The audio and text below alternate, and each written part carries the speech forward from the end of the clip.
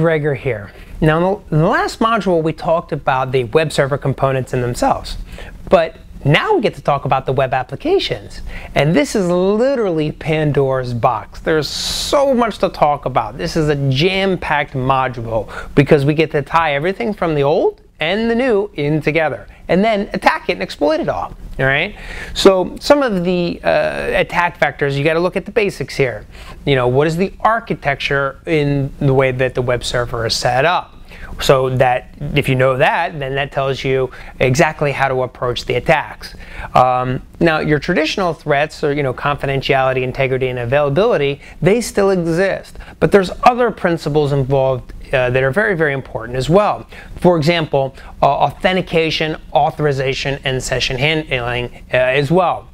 Also, we get to tie in a lot of the newer technologies because most of our web components, like mobile phones, our iPhones, and our Androids, they connect to web-based applications in themselves. So while it's as simple as HTML going back and forth between the client and the server, there's a lot more to it than just that.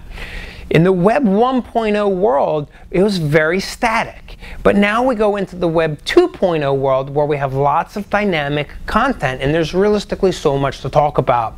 Because you have search capabilities, you have social networking, you have mobile applications, you even have registration components and things like Ajax, which really just enhance the user experience.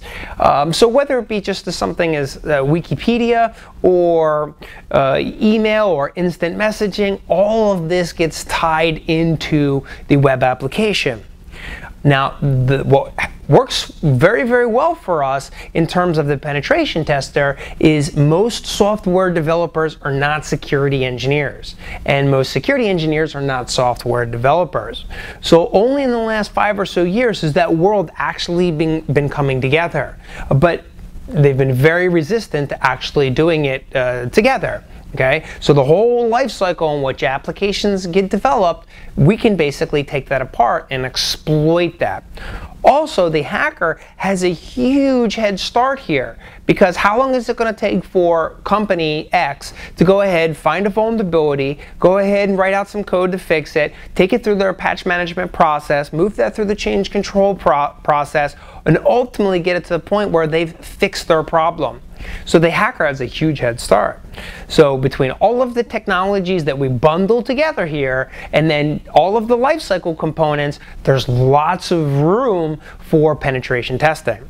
Now, in this particular module, there's so much information here, it could be its own 5 to 10 day course. As a matter of fact, most of the time while I'm teaching live, the most common critique is, man, I wish we had more time. So we're going to move very, very fast through this module, but nonetheless, you can take it apart one step at a time. So let's go ahead and get started.